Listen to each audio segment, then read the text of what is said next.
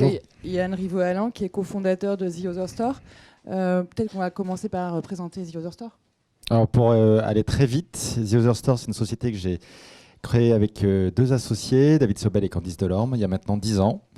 Notre métier, c'est très simple, c'est qu'on sait faire tout ce qui existe sur le web et en e-commerce. C'est-à-dire on sait créer le site, gérer la logistique, gérer les photos, gérer les services clients, gérer le trafic, et après on s'est développé aussi sur l'omnicanal et les marketplaces. Donc quand vous allez sur des marques comme Naf par exemple ou Gérard Darel, on est capable pour elles de gérer tous les métiers qu'elles désirent nous déléguer à ce moment-là. Alors pour commencer, parce j'aime bien commencer par un panorama, quand c'est des secteurs qu'on ne connaît pas forcément, quelles ont été les principales transformations du milieu de la mode et du secteur Alors de la la mode grande transformation du secteur de la mode, c'est Boussico avec le bon marché. Alors tu vas voir pourquoi en fait je fais ce parallèle. Boussico sur le bon marché avec un vrai et grand changement, c'est il propose un prix. D'ailleurs, le prix est affiché. Comme le prix est affiché, les gens se disent c'est le meilleur prix puisque le prix est fixe. Et à ce moment-là, ça peut tout transformer puisqu'on peut faire du merchandising, on peut faire des soldes, on peut faire des promos. Et donc, on arrive à avoir un magasin sur lequel non seulement on a la sensation d'avoir le prix le plus bas, mais en plus, on peut avoir un merchandising innovant. Deuxième point, c'est qu'il met en plus aussi une logistique beaucoup plus importante. Il y a des carrioles, par exemple, qui vont livrer les gens directement aussi devant le bon marché. Et troisième point aussi, c'est un magasin qui est encore plus grand que celui qu'on peut avoir maintenant. Pour un Paris qui fait à peu près 2 millions d'habitants, à contrario de 10-12 maintenant. Donc, il faut imaginer un bon marché 6 fois plus grand que ce qui peut être maintenant. Donc, si je reprends, c'est le plus grand stock du monde, c'est une logistique innovante et c'est prix le plus bas. En fait, c'est Amazon. Voilà. Donc, entre Amazon et Boussico, il n'y a pas grand changement. Donc, le commerce a eu un grand changement à ce moment-là. Et puis, la vraie transformation, c'est plutôt dans l'ensemble de la zone de chalandise, où le bon marché, c'était bien sûr Paris. Avec Amazon, on a tout le monde occidental. Ça, c'est le premier vrai changement plutôt dans l'accélération dans la zone de chalandise. Sur le reste, en fait, il n'y a pas de changement. La vraie transformation, et qu'on voit vraiment en fait en ce moment, tout simplement avec les gilets jaunes. Alors, tu vas me dire, il est où le parallèle? Voilà, parce qu'il y a, à part vendre des gilets jaunes, c'est la seule efficacité. Il y a aussi les masques, aussi en fait. Anti-bombe lacrymo, mais voilà, c'est les deux bestes de l'été, de Noël quand même, parce qu'il n'y a personne qui va dans les magasins. Donc, ni en e-commerce d'ailleurs, on n'a rien récupéré, je vous le dis, ça a pété l'ambiance plutôt que développer les ventes. Donc, c'est quoi le grand changement? Le grand changement, c'est ce qu'on peut appeler la multitude.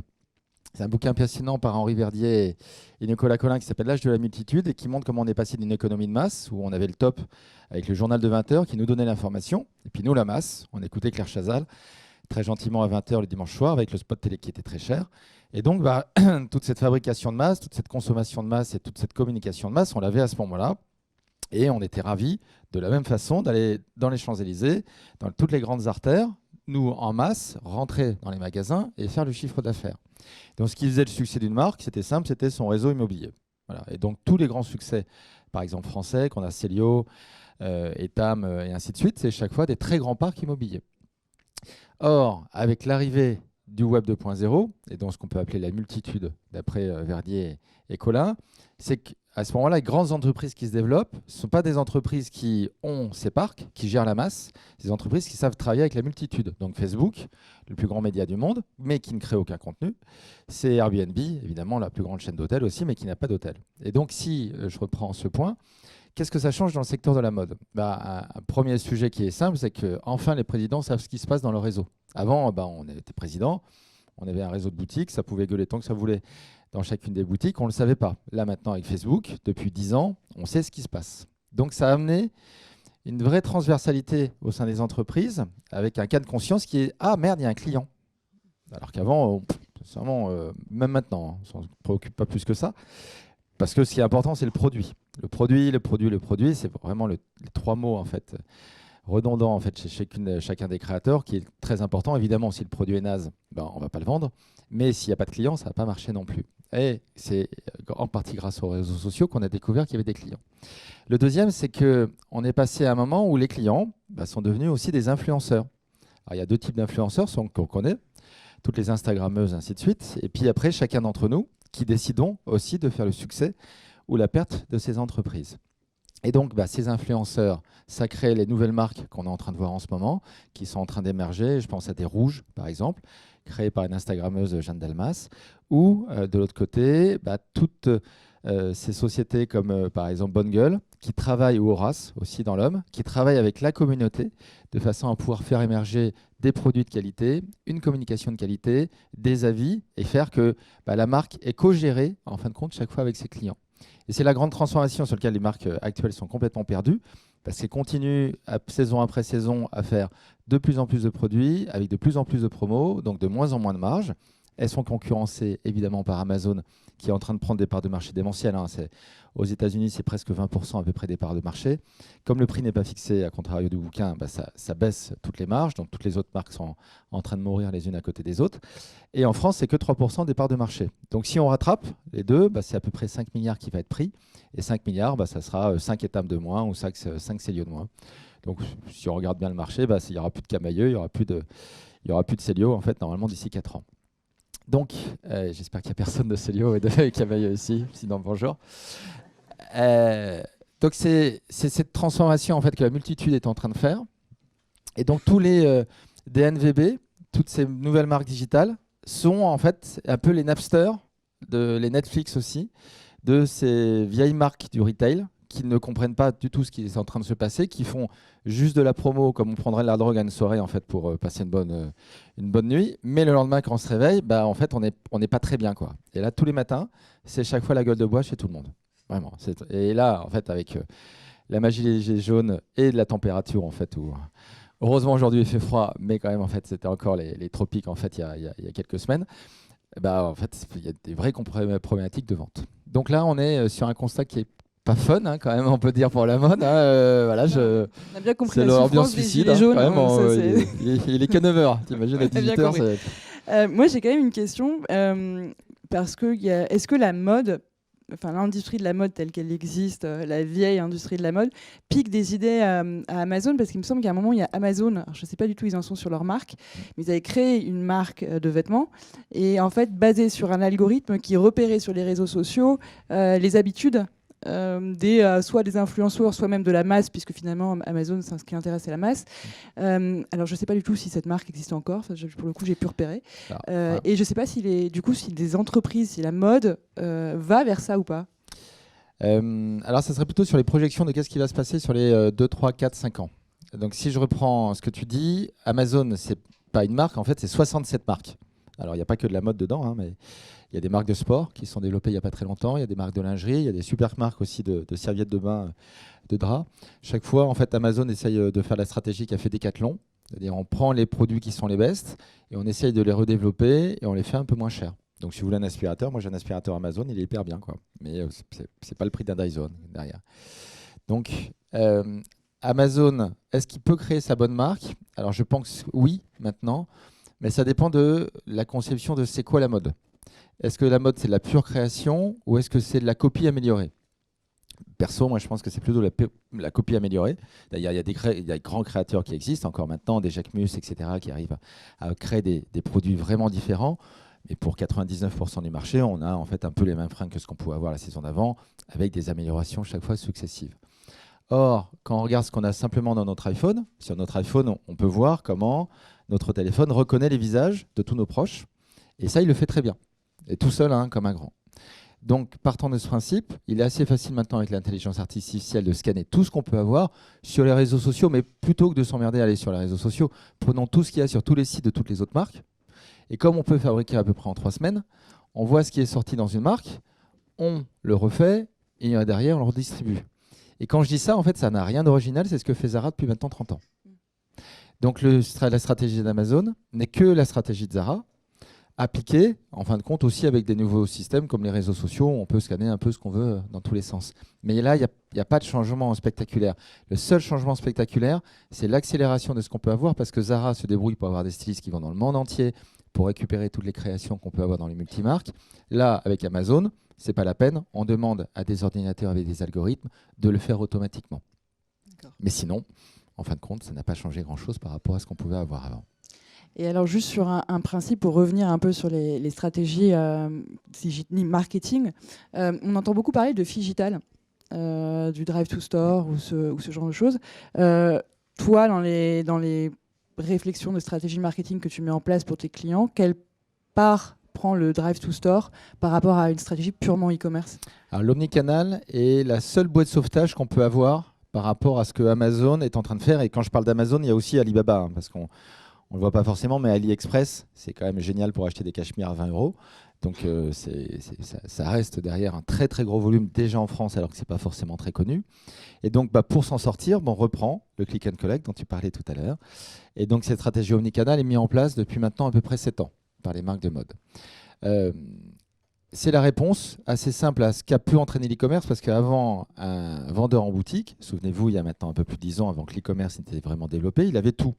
Il connaissait les produits et il pouvait décider de faire une promo quand il voulait. Maintenant, quand on rentre avec notre iPhone, on connaît le produit avant et en plus, on peut voir si ailleurs c'est moins cher. Donc le vendeur qui avait tout pouvoir, c'est le client maintenant qui l'a repris. Et l'omnicanal arrive à redresser derrière les échanges entre les deux, où le client, par exemple, peut voir facilement comment réserver un produit sur un site. Et donc, on l'avait lancé, par exemple, chez Nafnaf et Claude Diplerlo, mais il y a maintenant près de 6 ans chez The Other Store. Et donc, en réservant son produit dans la boutique, on savait qu'il était disponible pendant 2 à 3 jours. Donc, ça a permis à ce moment-là, non seulement au client d'avoir plus de services, et puis surtout au vendeur d'avoir plus d'infos, d'avoir les coordonnées du client, de savoir ce qu'il veut acheter et d'avoir son historique de vente.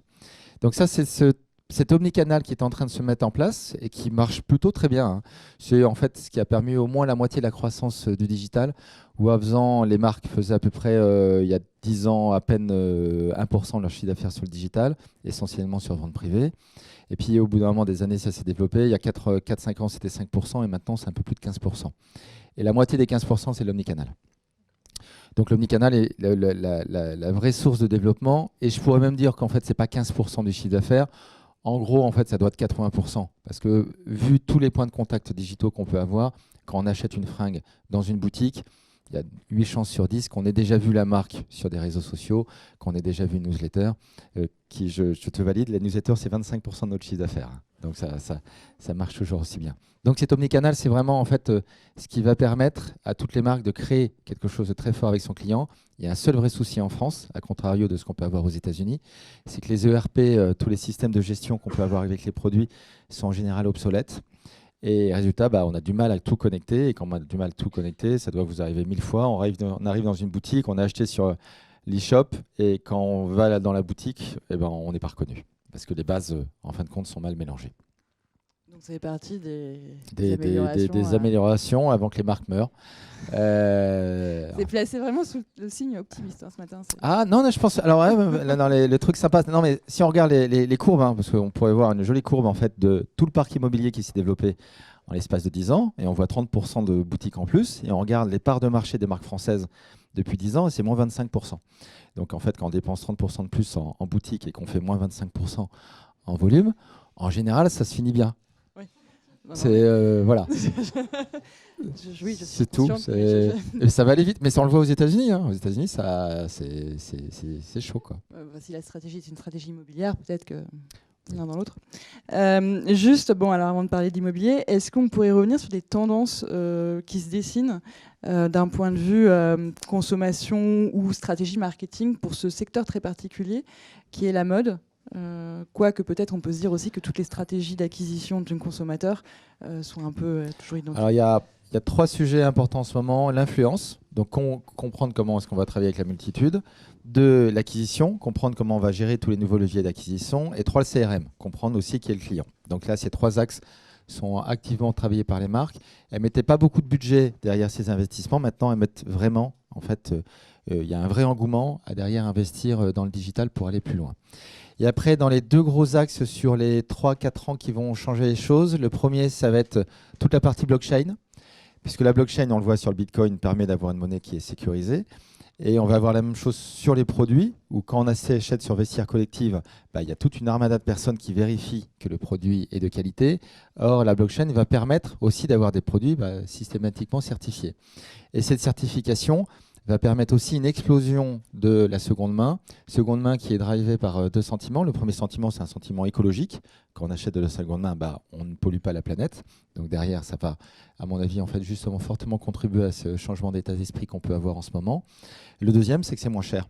et que comme on cherche de la promo dans tous les sens et qu'en plus les marques maintenant sont beaucoup moins créatives que ce qu'elles pouvaient être avant parce que les tendances aussi vont plus haut dans ce sens-là, on achète de la seconde main avec plaisir. Donc la seconde main va réussir et grâce à l'innovation et grâce à une tendance naturelle de notre part d'avoir des produits en fait, qui sont identiques aussi depuis des années. Et le deuxième gros changement, ça va être plutôt dans la voix, parce qu'on peut l'avoir quand on a chez soi Google Home, quand on a Alexa ou tous ces autres outils, mais quand simplement sur son téléphone, hein, parce que si je dis Siri, normalement mon téléphone va réagir tout de suite. Si je dis Siri, rappelle Rachel, non, ça ne marche pas. Donc la voix en fait change les choses. On l'a vu, je ne sais pas si vous aviez vu l'exemple de Google Duplex, qui est une vidéo de Google qui permet à un ordinateur de prendre automatiquement une réservation pour se faire coiffer le lendemain. Donc il y a une capacité de la voix à parler facilement.